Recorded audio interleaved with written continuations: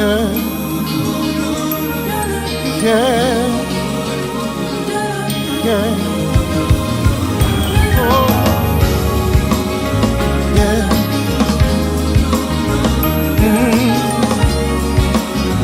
yeah, born and dead, saved by love, count my blessings from above. Though in darkness, have no fear. Light will shine on those holding near. They know that sorrow they will pass. For I know in this life there will be something. But remember that love, yes it will.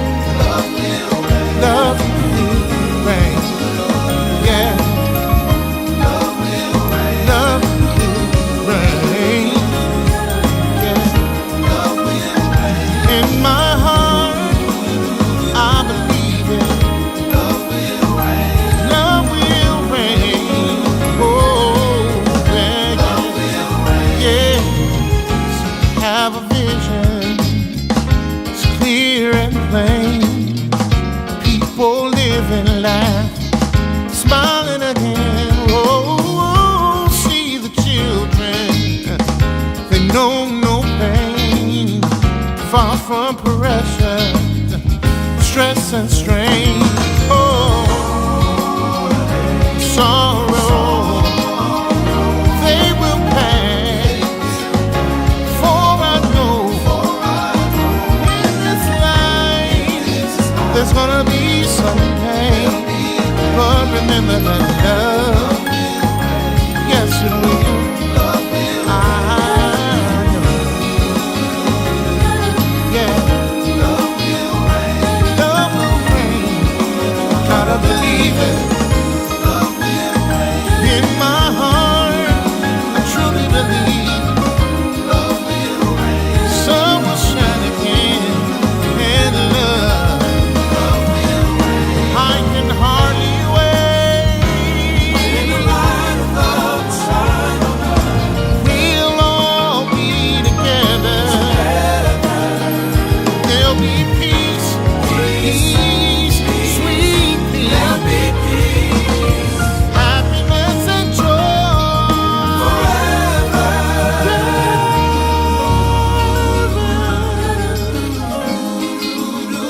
Oh, yeah. One day, someday, hate will be over and love will reign.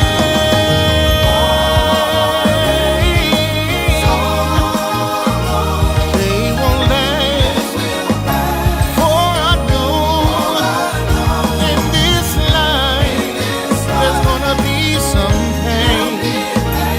In the end, love will reign. Yeah. Love will reign. Said it in His word. Keep it made. Endure the night. Love will conquer all. Love will win the fight. So don't be discouraged. Don't be dismayed. The darkest hour is just before the light. Hate will be crushed, fear will be gone, love will remain and go on and on. Though the road seems rough, my friend, we know how the journey ends. Oh, yeah. Love will reign. Love will reign. Oh, oh,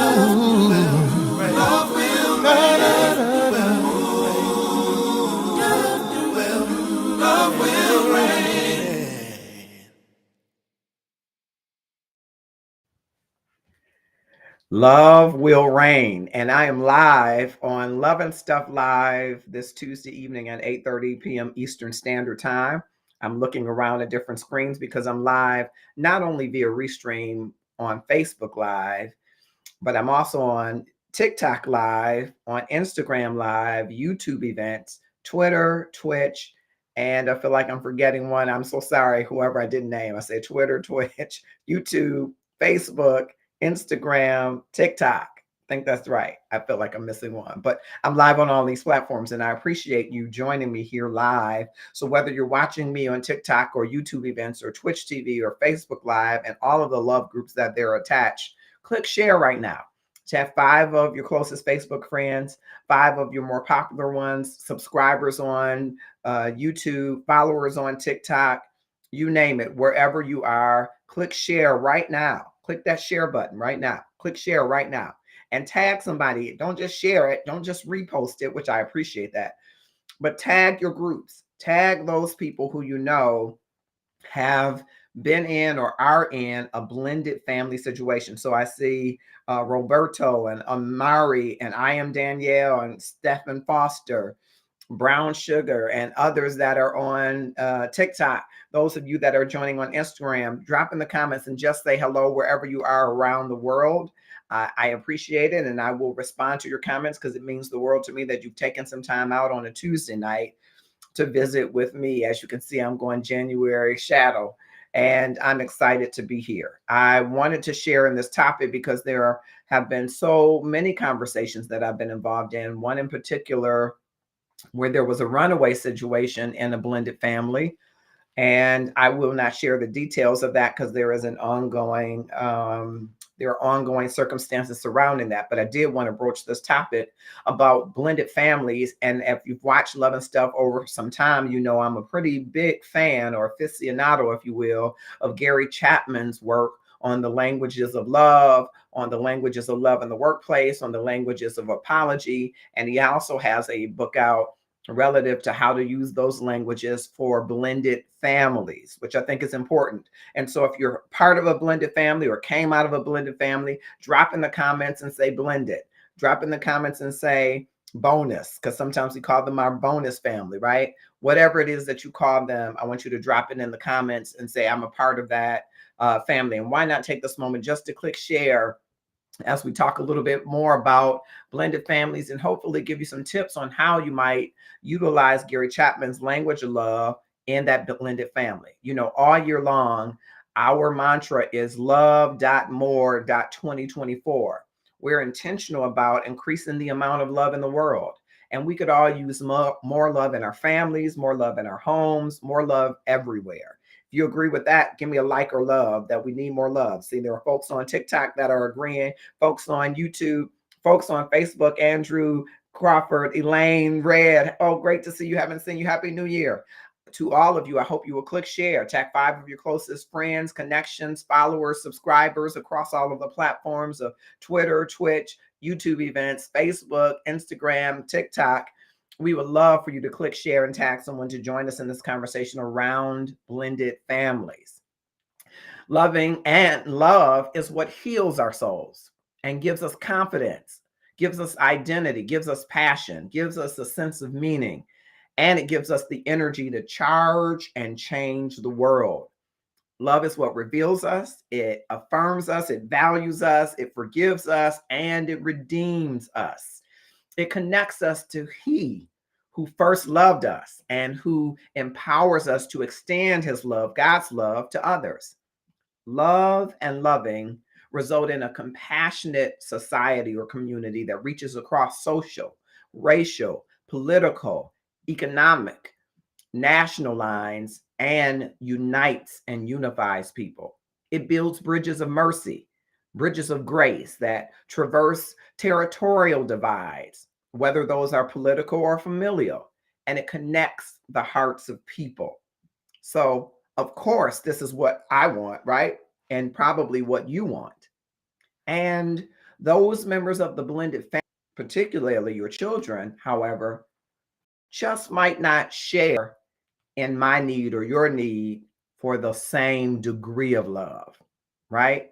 You would probably agree with me that You want your home to be healthy, and you want it to be a place of peace, a place of love and safety for everyone involved, a good blend of closeness and autonomy and permanence, knowing that you will be there for each other, right? A good blend of happiness and joy and trust and psychological and emotional safety, a good blend of parenting that offers limits, nurturance, healthy boundaries that will teach the members of the family, particularly the children, decency and respect so that they grow to be mature and responsible adults, right? Who contribute to the world and who have care and love and respect for others. Simply put, you would want it to blend well, right? So, what happens when there are conflicts around loyalty in the family, around children, where there's death or divorce or loss? And sometimes both death and divorce are considered loss. And that narrative is looming over this family or looming in the background, that it's a battleground for command of who has the power in these new family relationships. You wonder why this is happening in families because they love each other, right? Well, they do, but to varying degrees, right? And that is somewhat part of the problem. Blended families sometimes have definitions of love that are given to them by children and adults from different homes with different motivations and different motivations to deepen that love very widely. So we might want to look at definitions around love that complicates loving in a blended family because different people have different definitions of love. And one way that you might define that love is by examining what is called in this book, Gary Chapman's work, love associations. That is the relational qualities, he says, and behaviors that are associated with love. And given these varying definitions of love, your journey should help to nurture and define who are we to one another. And that's kind of what I want to lean in. Thank you, Selena, sweet Lena Allen, for joining us. I hope all of you that are here will click share. Lady Q, Jaden, Tupac, or 50 Cent. I love that name. Shot called, TK. Click share and tag someone to join us in this discussion. With those varying definitions of love, you'll find that a stepchild may love their step parent, but that doesn't necessarily translate into the same level of respect for their authority as it does for the biological parent, right? A step parent may love all the children the same, but still find it awkward to hug that stepchild. A parent may love uh, their new spouse, but not want to add the spouse's name to the life insurance policy already set up for their children. Step siblings may have a blast together and consider one another family, but they may not want those step siblings to be included in the annual Christmas family portrait that they make with grandma.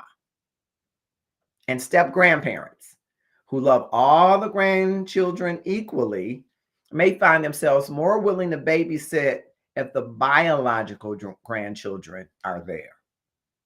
So you see, it's the associations that we have with love that help to give definition to it and help to determine how we express that love in our families and whether people feel that love.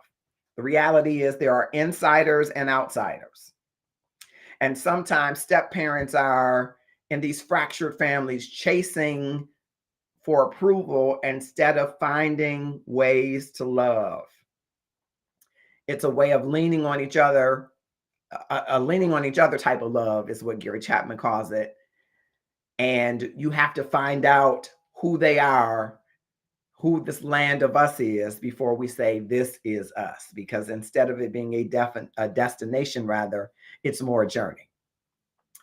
Because there are insiders and outsiders, right? There are biological relationships that existed before the coming together of a blended family.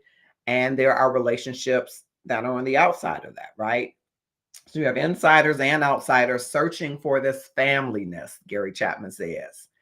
And they have to find a way to get into love. He even goes on to suggest, and we'll talk a little bit more about this, that blending might not be the best word for it because it's more like slow cooker than a blender because blenders have blades, right?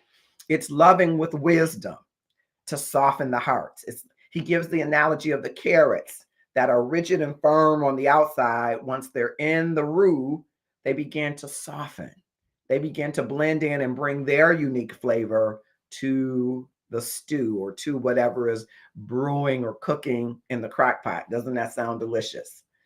And so, in many ways, the blending is about a melting together. It's about creating something that only exists when all parts come together.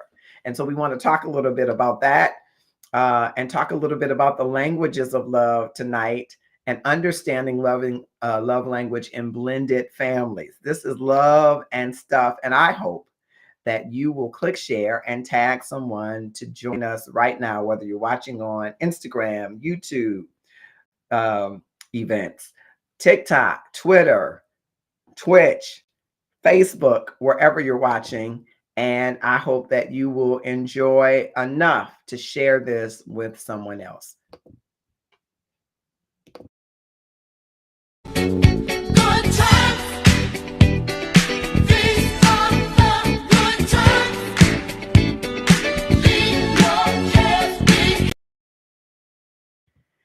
That's Nicole Baldwin's fantastic jewelry, and she is a partner to us in our community. And if you want some amazing jewelry, you need to look up Nicole Baldwin, and we will make sure that she continues to put her links in our across our pages. Drop in the comments wherever you're listening from and tell us hello. Endura, thank you so much. Slater, Aaron, Vara.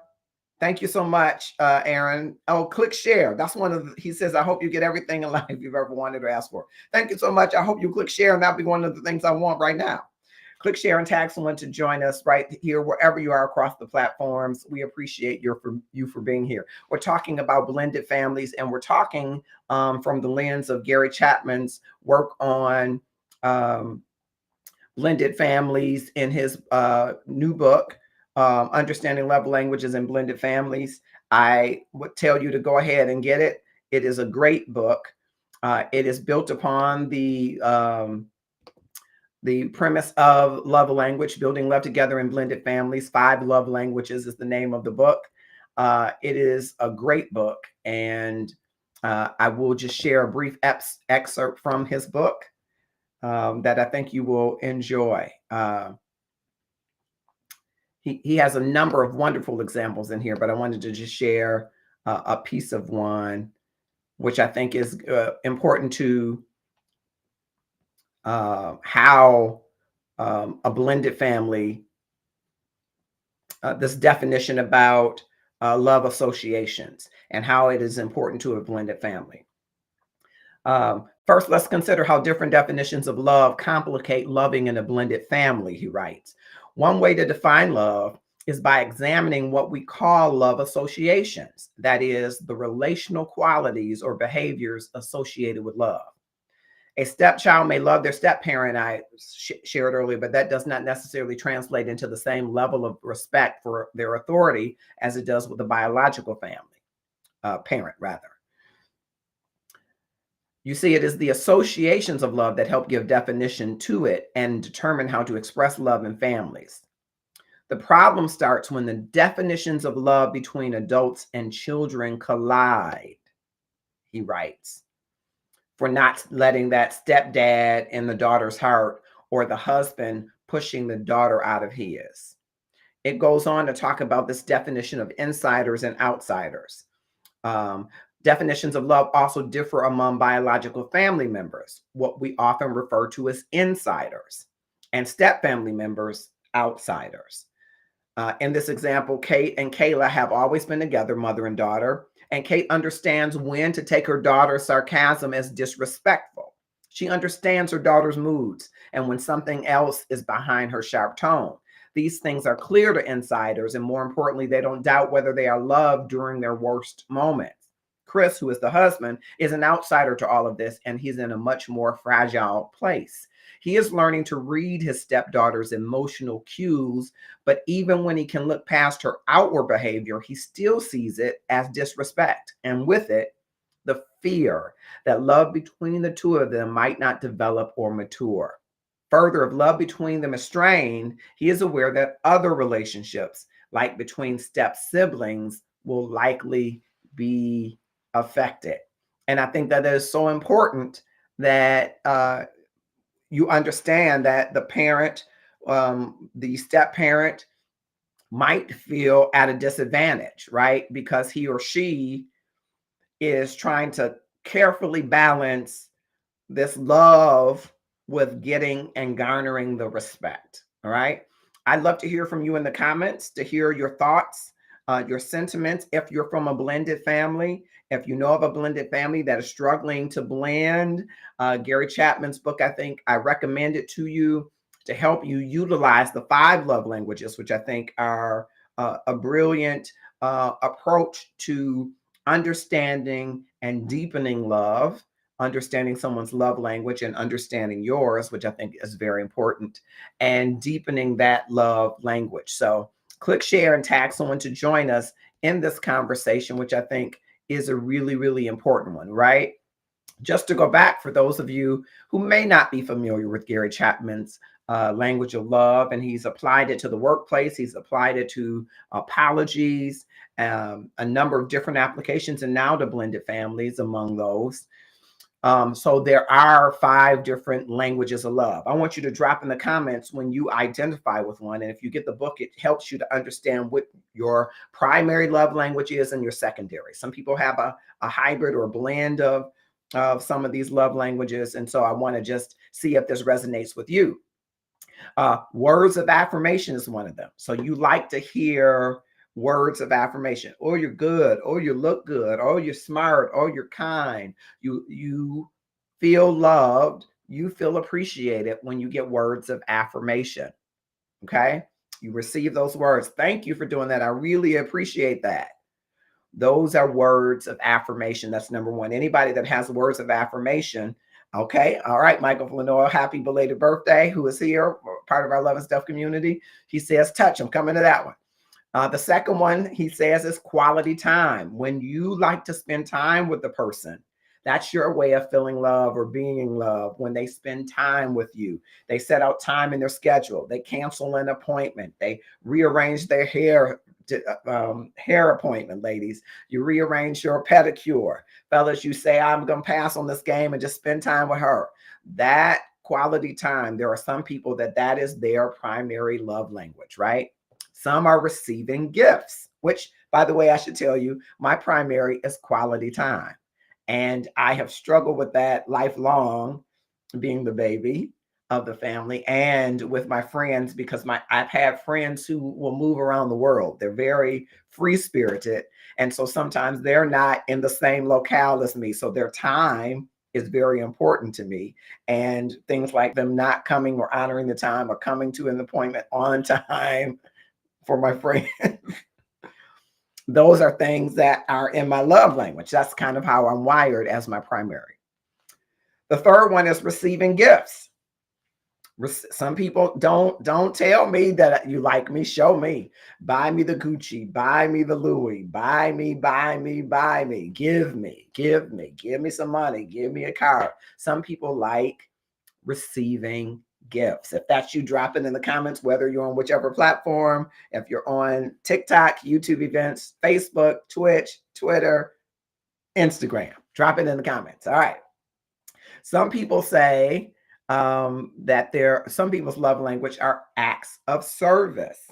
When you do something that serves me, you take out the trash, you do the laundry, you wash the dishes, you put gas in my car, you get the oil changed, you take my clothes to the cleaners, you fold clothes, you cook dinner. The things that you do for me are acts of service.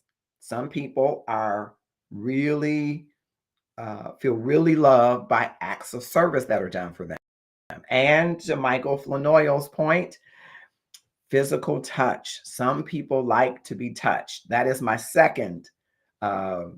secondary love language.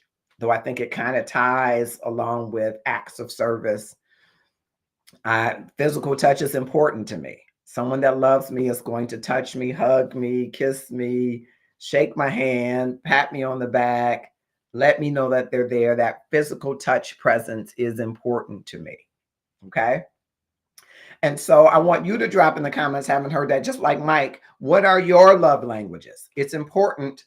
It's important that you recognize your love languages because it'll help you in the blended family situation to translate and balance those love languages. Because sometimes your love language is not going to be recognized or a motivator for someone who is learning to love you and not sure whether or not they should.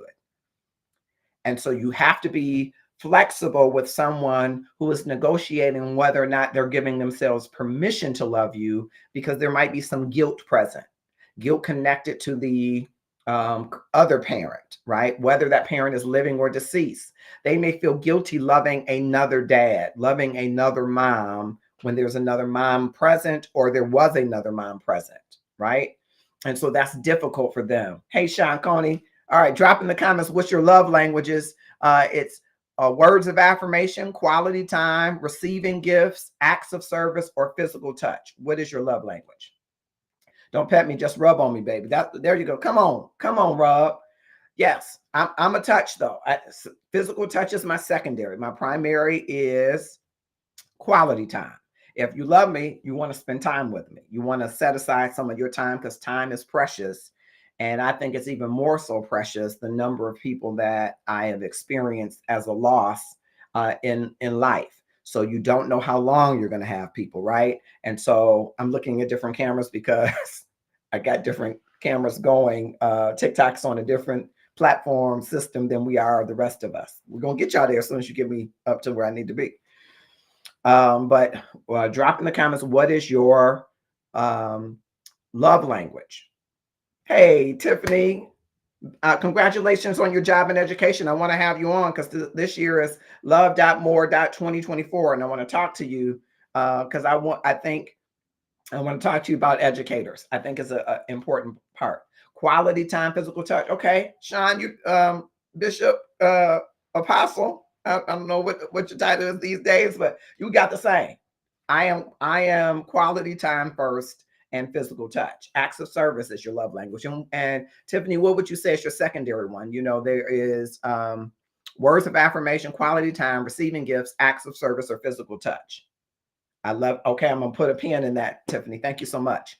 And for those of you that are watching on TikTok, I'm on Facebook with those folks on Facebook. It's an amazing community of people. And one of the educators is also a business owner and it loves her husband. You're going to have to tune in so you can meet her in the community when we talk about that physical touch. All right.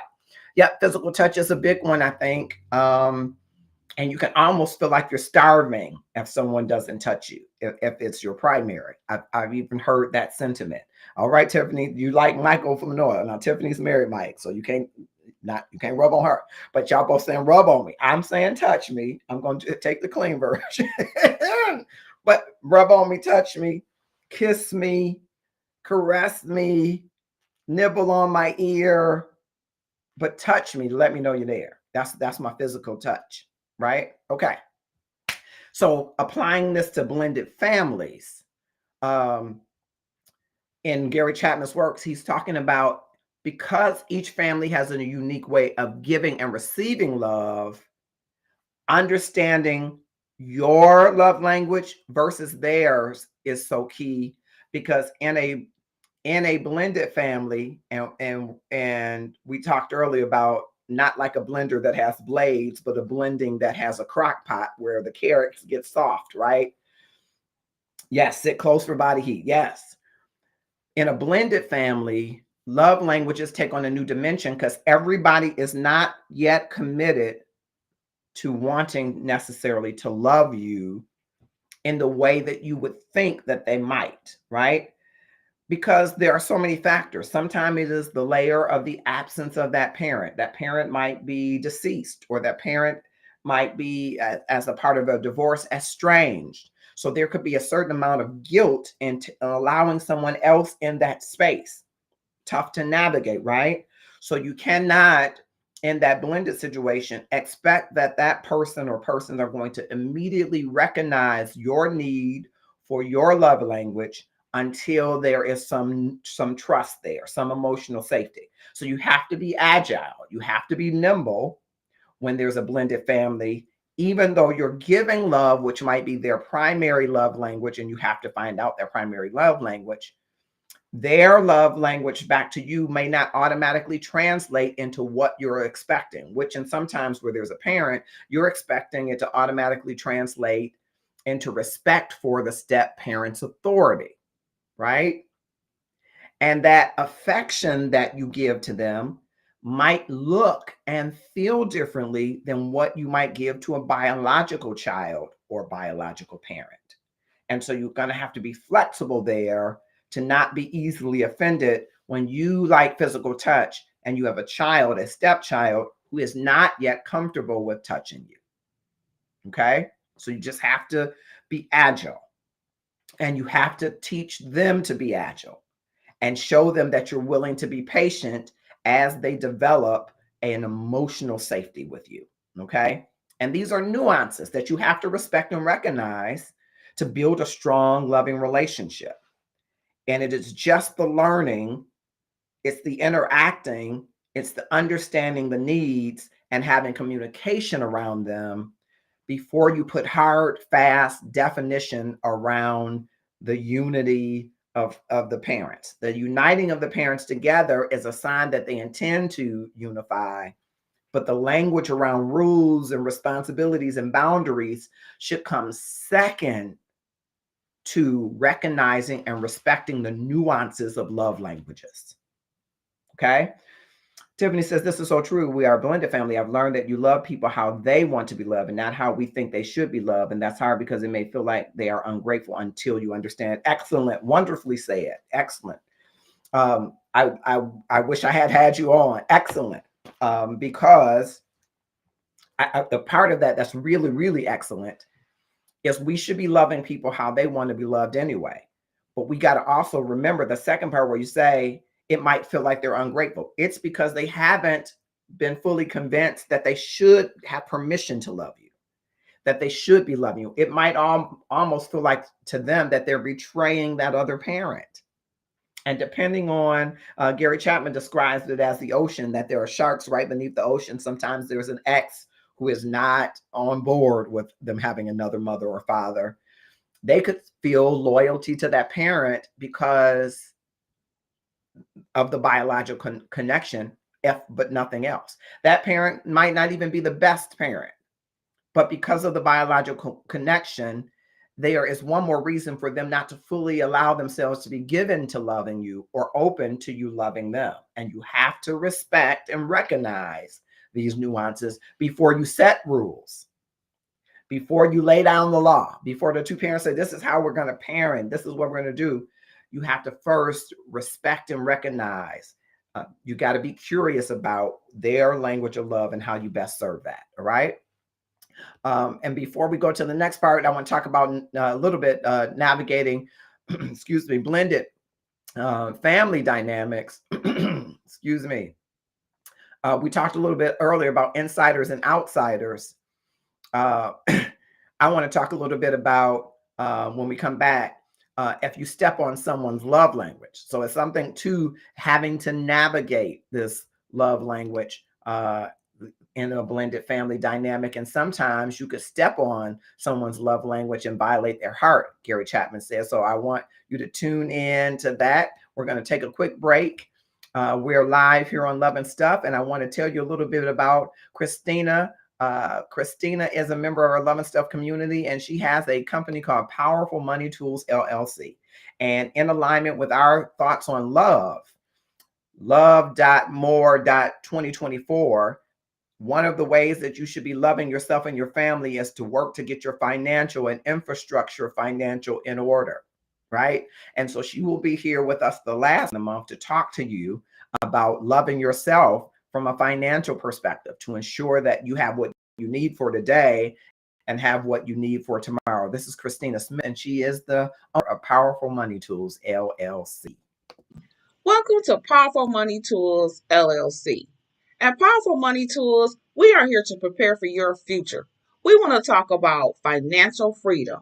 Financial freedom is budgeting, credit building, and also financial education. So, once again, welcome to Powerful Money Tools LLC. We can't wait to help you in your financial future. Christina can't wait to help you. She's helped a number of women, particularly in the Love and Self community, get their credit together, get their finances together, start to save, start to invest, change their mind about their money, and change their money about their mind. And, the Bible has a passage that says money answers things. So if it has an answer for everything, then there are a lot of questions you have answers to. It is how you apply those answers, money, to your life. And so Christina will help you walk through your financial journey, because a part of loving yourself is that you need to have self-care. You need to be able to take some trips. Now, how are you going to take trips if you can't pay for them, right? How are you going to experience some of the things that you want to experience in life that you deserve? We believe your self-care is your love and your gratefulness speaking to your worthiness. How are you demonstrating your worthiness if you're not getting that financial house in order? So Christina's going to come help us, give some tools, tips, tactics, and strategies for the long term to help us get our financial house to undergird this love that we know that we need to have for ourselves. So I hope you'll join me on the last Tuesday and you'll hear more about that. I'm going back into this topic in this segment 2 of Blended Families from Gary Chapman's work. I invite you to purchase a copy of that book. As you know, here in the Love and Stuff, I've utilized Gary Chapman's love languages for relationships, friendships. I've used his love languages in the workplace for helping people talk to their boss and talk to their coworkers, finding out what their love languages are. And now with blended families. And there are so many blended families. And as you get in your 30s, 40s, 50s, the chances are if you marry, there might be a blended family situation. And so how do you go into these blended families and navigate, which is the second segment, navigating blended families. Gary Chapman talks a little bit about that in the segment. And as a part of that, he talks about the dynamics in the blended family, because they face unique challenges. One of the dynamics that is a unique challenge, and I see you, Tiffany, she says, you got me over here shaking my head in agreement. I've been writing a book for a few years and you are really nudging me to leap. Leap, I'm pushing you to leap now, because people need to hear these powerful stories. That's one of the reasons that I try to be steadfast to continue to doing Love and Stuff community, because there are people in my inboxes, Tiffany, who ask me the very questions that you have the answers to. I don't have all of the answers. I'm not a therapist. I'm just a love activist. I'm advocating, for people getting the information that are going to help them up their love game. And so we're contending in the inbox with a runaway situation in a blended family, and how that family might just need to hear something that's in your book. So write that book, share your story. You never know who's overcoming by the words of your testimony. All right. Enough on the prodding for Tiffany, but we love her here, and I want to see her share her stories, which I know are incredible. But in navigating, one of the challenging things Gary Chapman says, and I think I can attest to that. Thank you, Maz, on TikTok. Different parenting styles. Big thing. He names a couple of things, and I'm going to just share 3 of them in the interest of time. Different parenting styles, loyalty conflicts, which I've alluded to, and the shadow of past losses. Okay? I want you to contend with those if you're a parent, and think about, if you put first things first, meaning you recognize and respect the nuances that it takes to love in their language and not actually receive reciprocity in the way that you expect or feel, if you put that first, then you are really learning. And when I say learning as a life coach, I say learning is really leaning on other people's skills, and you read their skills, you write their skills, and you reinforce them by doing them. And that's how you learn. You lean into the skills of others. And so instead of leading with your parenting style for a step child, a bonus child, You learn from the biological parent. You spend some time listening and learning to understand why before you all set rules about how you're going to parent differently. And I don't do that with my kids, or I don't do that, you shouldn't do that. You learn why in the different parenting styles. You learn why they are applying the parenting style for that particular child, right?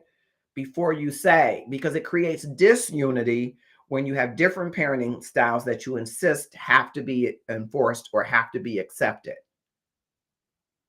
You have to adjust. And the first step is not setting the law, it is listening. It is learning about that parenting style through the eyes of empathy. Okay. Loyalty conflicts is the second one because it's what I mentioned earlier. That child, stepchild, is loyal to the biological parent who is not present in the home. And that stepchild is loyal to the unity that those two parents had, even if it was a toxic unity. And whatever those rules are representative of that former loyalty. And when you immediately smash against that to say, that your daddy wasn't no good, that's why I'm here. Your mama, no. You have to realize that there is a loyalty bond that was built, and you are automatically in a position of conflict to it. Okay? And so their definitions of love around that, they're going to protect. So it's not just about loving each other. It's about how they loved each other and how they felt love. This only helps to build the empathy, the patience, and the emotional safety for that child to start to see that loyalty in this new relationship is not a bad thing to navigate. So you have to build the new relationship while respecting the existing ones. Even if that parent is deceased, they still have a loyalty to what that was, which takes me quickly to the third one, the shadow of past losses. Many children that are in the blended families are afraid to lose a second parent. And to some degree, you may be considered a rivalry to that, permanence. It's volatile for them to move from death or divorce, which both of them are losses. Both of them have grief spaces. And so you have to make sure that that child feels safe to know that you are not taking their parent away. Okay. I want to quickly, before we take a really quick break, this has moved much more quickly than I thought. When you're having a great time, Jalen Curry, I think that's what happens, right? So the love languages, ways that you could step on someone's love language in this situation. Gary Chapman gave a few examples. If you step on someone's love language, he writes, you violate their heart, communicate a lack of love, and hamper trust. And so it becomes a danger zone. So for words of affirmation, one of the ways that you could step on someone's love language is words of affirmation that are emotionally devastating with insults or harsh words. So remember, someone who likes to be loved and appreciated, or they feel loved and appreciated by words of affirmation, would be emotionally devastated if you insult them and have harsh words for them. So you must not go into a relationship and say, you're just bad. You no good like your daddy. I'm saying you be with your daddy. You ain't going to be nothing. Not a person whose words of affirmation are their love language. You're stepping on someone's love language with words of affirmation. And if you have emotional intelligence, and we'll have to spend some time in Love More this year with emotional intelligence, you will begin to deep listen and read someone's expressions, their body language. Their aura will tell them if words matter to them. And if they do, then you should never use degrading words. Now, we should never use them, right?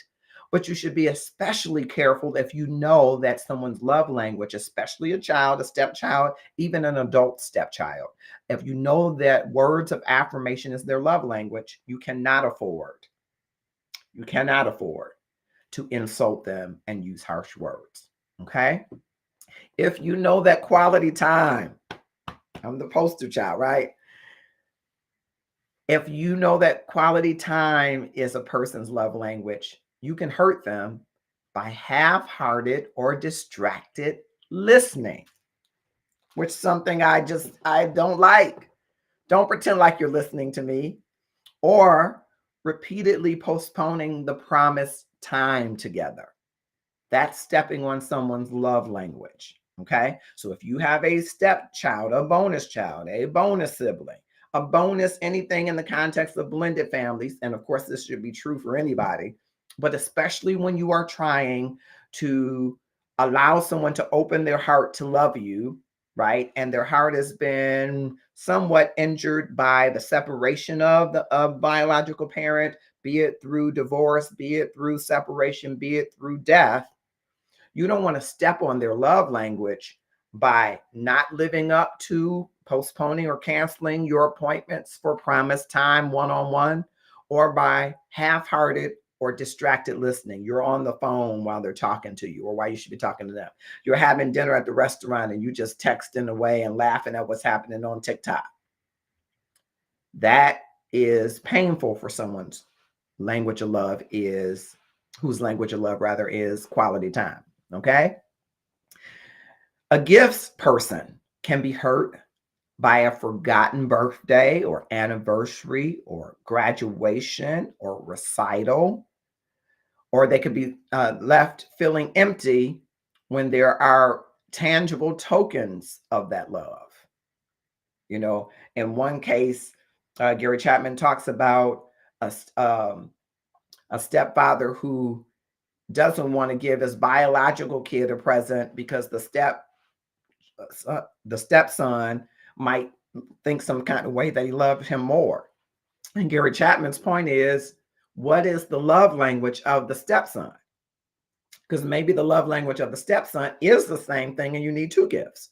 Or maybe it's acts of service and you need to do something that also ingratiates him, makes him or her feel as if they are loved, right? Because again, the stepchild may not have fully given themselves over to the concept that they can love you without forsaking or betraying what they'll consider the primary love in the biological relationship with the parent, even if the parent is deceased. Okay. An acts of service person can be hurt by laziness. Someone that's leaving a mess for them to clean up, throwing dirty drawers or socks around, right?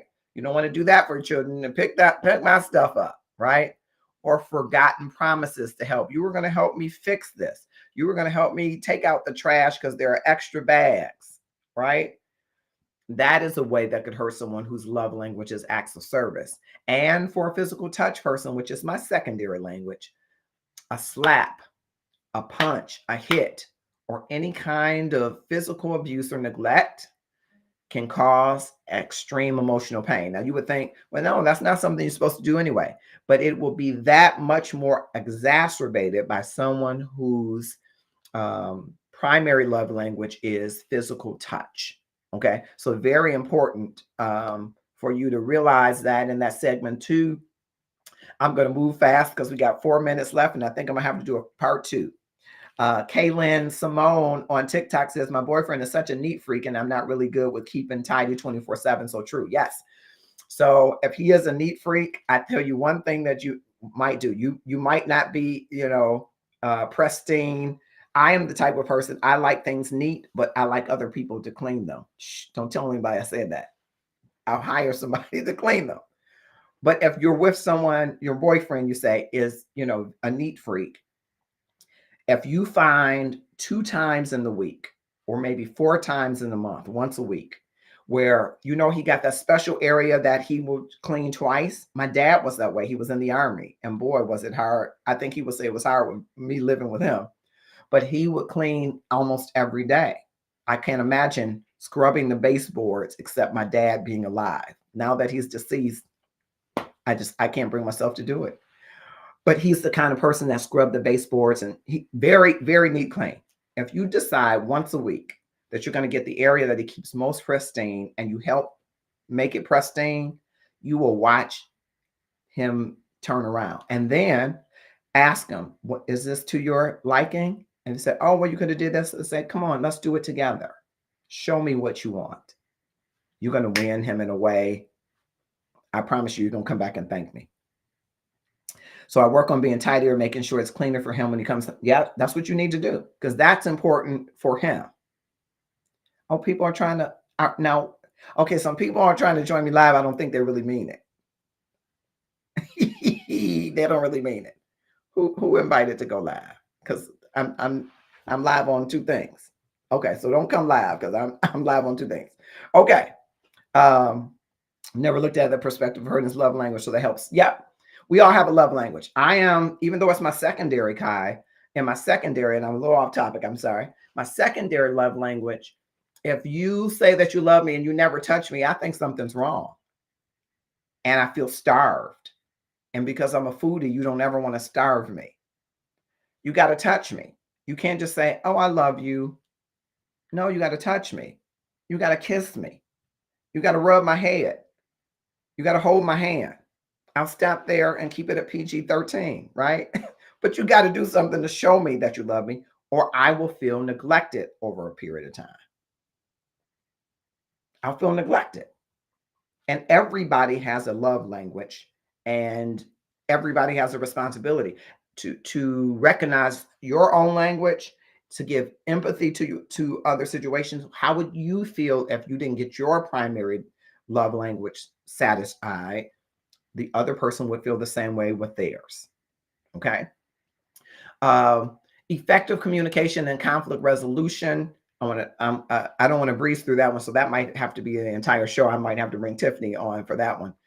I wanted to hit in my segment for the role of patience and time. What I love that Gary Chapman said in this is that a blending family is like cooking with a slow cooker, not a blender. It takes time and patience. He said a blender has blades, and that's too hard. He says even with carrots that are rigid and firm on the outside, once you put them in the slow cooker and they begin to get in the roux and they begin to soften and they bring their own flavor to this new stew. I love the way that Gary Chapman said that, because I think I tend to agree with that. Each family member needs their own time to adjust and accept the new family structure. So we got to acknowledge and celebrate even the small steps in this journey by nurturing the relationships slowly, gradually, and respectfully. And every family's uniqueness, in celebrating their individuality, you have to see how does the individual in your family, in your blended family, contribute to the richness of that roux, to the richness of that stew, to the richness of the blended family. And when you begin to celebrate and acknowledge their qualities without judgment, their interest, their background without judgment, it's crucial to creating the new family identity. Because remember, everybody's coming in the family to say, who are we and who are we to each other? And if you can remember that as a defining marker, can we always go back to see who are we? Are we changing? And who are we to each other? Is that changing? Will help you utilize these 5 languages of love. And that new identity includes respecting everyone's individuality. So building a blended family is a journey. It's a journey of understanding, of patience, of empathy, recognizing the different ways that we express and experience love and our motivations, sometimes unwillingness to navigate complex dynamics because of loyalties, because of disunity in parenting approach. But we have to do it with sensitivity. And we have to do it with celebration, right? to celebrate what is unique that brings this family its richness. So Gary Chapman says, remember, love in a blended family is not just about blending lives. It's about blending hearts. I want you to think about that. It's not just about blending lives. It's about blending hearts. Next week, I think we'll come back to this. We will have a special Martin Luther King Jr. show on Martin Luther King's Day holiday, as we always do, from our For the Love of Justice segment and group, Valerie Colbert Osumwady and Brenda Bracewell and others, to share with that. But I want to facilitate some dialogue and some of the conflict resolution that we might put into play, particularly active listening, encouraging openness, using I statements, identifying underlying issues, some problem-solving techniques, and the role of forgiveness and apology. And again, Gary Chapman also has another work on apology and forgiveness, how you apply the love languages there. Okay. I think it is groundbreaking work for our love.more.2024 mantra. And I don't care what area you are in your life, what the world needs, what you and I need is more love. More love. Thank you, Tiffany. Yeah, show some sign. Yes. What we need is more love. We don't need more fighting over the $1 trillion gateway of Gaza, because I don't hear people talking about that. People are proffering that it's about religion over there, but it is also $1 trillion gateway. It's $1 trillion gateway where that war is happening. And I don't hear people talking about that. Where people are denigrating people for the choices that they have made, the mistakes that they have made, and some the missteps. I say a misstep is where you know what you were doing and you slipped. A mistake is you didn't quite know where you were going. But most times when we make a misstep, we know where we're intending to go. We just didn't think we'd lose our footing. But we are judging people. The world doesn't really need more judgment. The world needs more love. The world could have more accountability, but we need more love. When you hold people accountable in love, you are connecting them to some commitment or covenant that we are greater than just us and that we impact more than just us. We have some connection to a greater or higher power or calling. That's when you hold people accountable to love. The world needs more love. And so I want to help people. I want to help myself. I want us to help each other in having more love in the world. That's what Love and Stuff is all about. It's upping our love game. It's increasing the amount of love in the world. One person, one child, one parent, one community, one church, one young adult group, one friends group at a time. And then may that love spill over from you into your life, into your relationships, into every interaction that you have. That's what I want for me. I don't know about you. And I'm hoping that such like-minded people will join us on this journey. And go to the Love and Stuff page, click the notification bell so you'll be notified for next week. Go to the Love and Stuff Inside Love and Stuff group and join. And consider pretty soon we'll have the love.more 2024 gear and sweatshirts and t-shirts and things so that we can have conversation around loving more. Loving more has motivation attached to it. Loving more has grace attached to it. There are some people that you've written off in life who still need your love. They did you wrong. I don't condone that. And they gave you the love that they knew how to give, which wasn't enough love for you. And that is okay.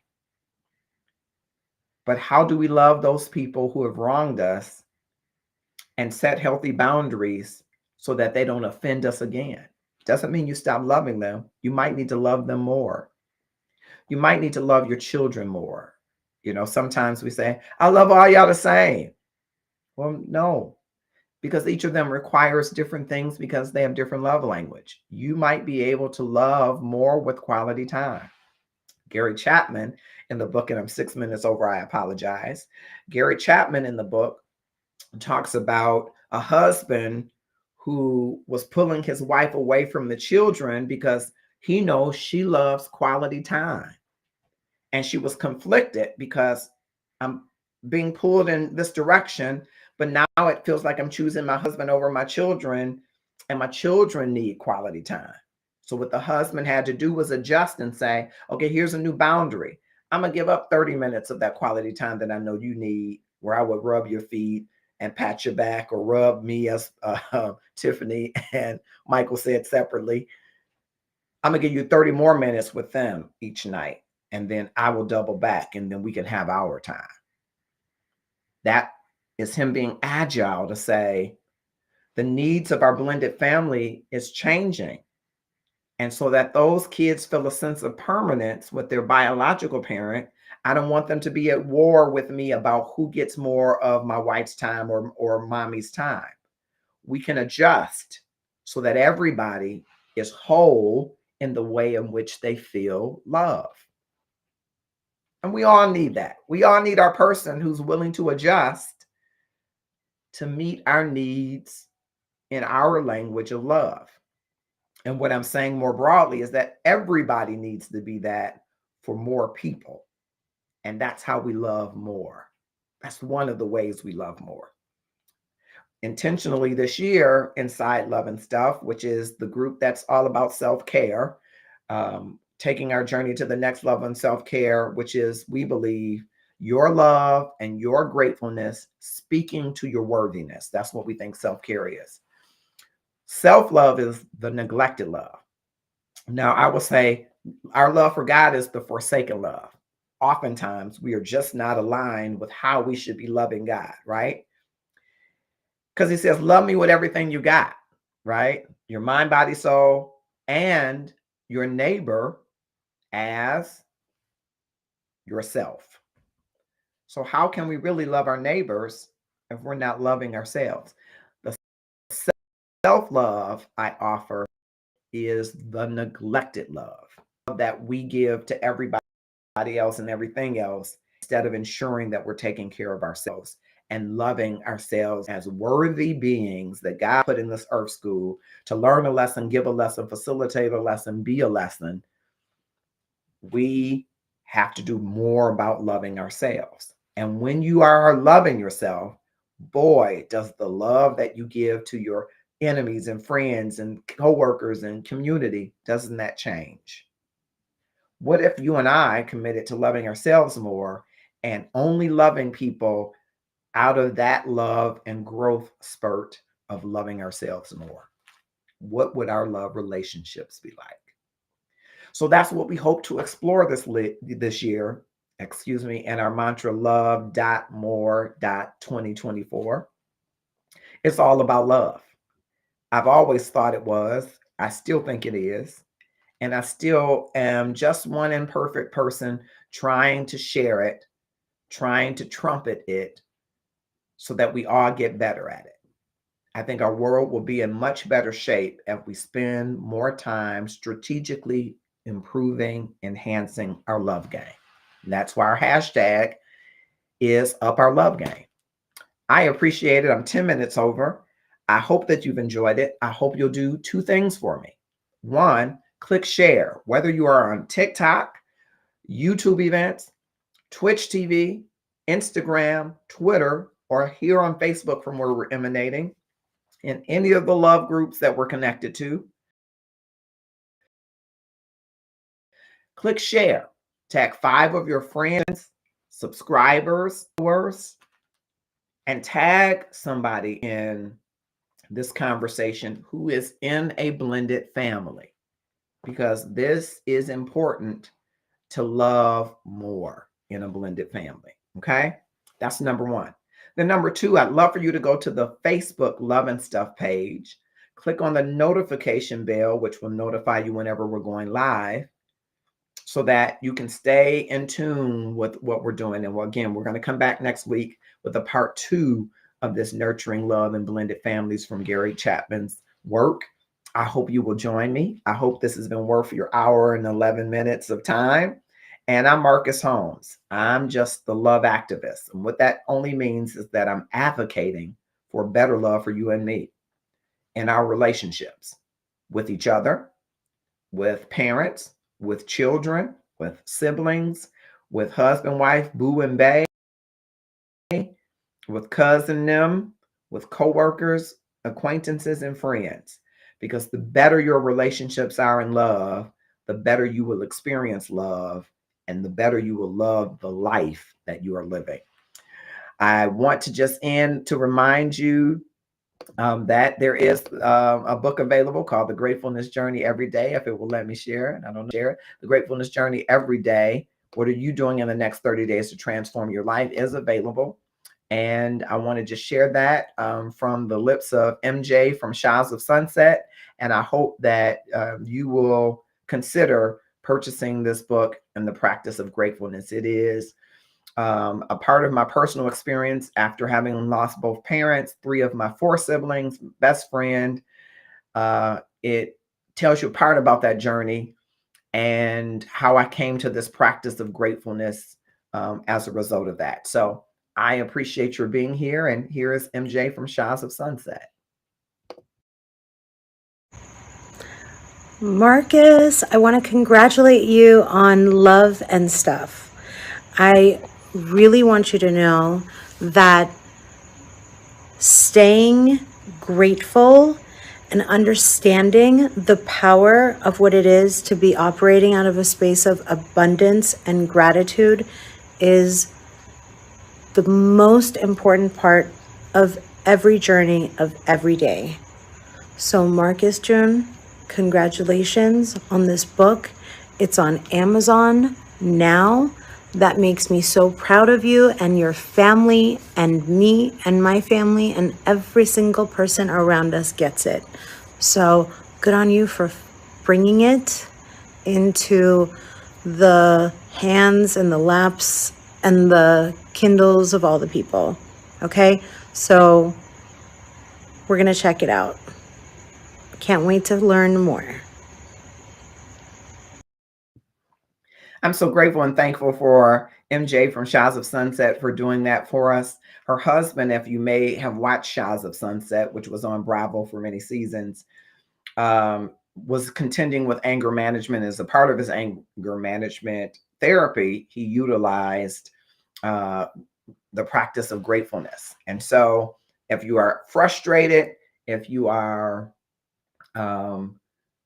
just high levels of anger, and if you have very high where you have the propensity to do something violent, you should seek therapy. But I think the practice of gratefulness is a great practice. There's 3 principles to it. They're in the book. I hope that you will get it and practice gratefulness every day. It will change you. It will change you in the situations that you're going through, and it changes your perspective of what you're going through. And I think those are 3 different important angles that you should consider whenever you are facing life's trials, turmoils, and adversities. Do I need to be changed in it? Do I need to change my perspective? What's my role in getting to my place of grateful? And I believe that book is a good seed to help you get there. And I hope you will consider it. So I want to thank you, whether you're watching on TikTok, Facebook, YouTube, Twitch, Twitter. I think I said them all. If I didn't, I love you everywhere. And I hope that you will click share, tag someone to join in the discussions. Harmonizing Hearts, Nurturing Love and Blended Families. There will be a part 2 next week because we want to talk a little bit about navigating the conflict. We've talked a little bit to lay some of the foundation today, but we want to talk more because, again, I mentioned that there are some challenges where there's disunity in the parenting style or disunity in the agreements around parenting, right? And that's really not number 1, but that's a lot of times where people start. They lay down the law with their children. And this is how this house goes. And kind of what Gary Chapman is saying in his work, really respect, really recognizing the love languages, recognizing the needs comes before building the rules, comes before parenting styles for the non-biological child, right? Before you usurp the biological parent's parenting style, saying, well, this is how we're going to do this. No, she's not going to talk to me like that. Before you get there, find out why this teenager is sarcastic. I don't know if you met many that aren't, but in case you haven't, a lot of them are. And how did they get there? What is it? Is it culture? Is it inculcated from this other relationship? And how do we address that while respecting the individual and helping them to see that we're giving them emotional safety with accountability before we say, in by 10, or you in sin and you ain't getting in. There might be someone who would use such a phrase, I don't know, or you don't talk back, children are seen and not heard. There might be a parent that says that, and that might have worked perfect for your biological children. It may not work for your non-biological children, and it may not have been what your spouse has utilized. So before you lay down that law, lay down the love. Lay down the love as the foundation for the law. In case the law breaks, the love will be there. And you have to remember, oftentimes in this situation, there are, thank you all for joining on TikTok. There are impediments. There are barriers. I'll say that. I'll use that one. There are barriers to stepchildren loving the step parent, and sometimes vice versa. Sometimes the barrier is the loyalty conflict that's presented with the other biological parent. Even if they're no longer alive, there is the sense of betraying that loyalty, and you cannot ignore that. You cannot ignore that there were another set of rules at a different house. You cannot ignore that. It is not wise to ignore that, I should say, because you could ignore it. That probably won't go well. Don't ignore it. Recognize it. Respect it, and begin to understand it before you lay the foundation for this is how this house goes. Lay the foundation of love. This is how we love you here. This is how we respect you here. This is how we hear you. This is how we value you. This is how we honor you. We want you here. Lay that first, and then begin your pathway to the blended family, which Gary Chapman says is like a crock pot, slow cooking stew. Made my mouth water reading it because I'm a foodie, as you know, and I couldn't help but see. I saw Yashika coming here, Chef Sheik's, and I thought of some roux, some delicious roux that she might make, and put some carrots and some mushrooms in there. I like a mushroom in my stew. And put some onions and some cauliflower and some chorizo. Nah, don't put that in there. Put some pulled, some brisket. It takes time to make that stew in a crock pot. It's not a blender like a blended family and a chopping mechanism. It is the melting together. It's the coming together of unique things, bringing their unique texture and flavor, melting together in a pot for the long-term good. I'm Marcus Holmes. Thank you for joining me. I hope you will click share. Thank you, Christina Smith. We showed Powerful Money Tools LLC earlier. She will be with us in a couple of weeks to help us love.more 2024, loving your financial freedom, loving walking in financial wellness and wholeness. Join us. Love and stuff. Up your love game. Thanks for being here.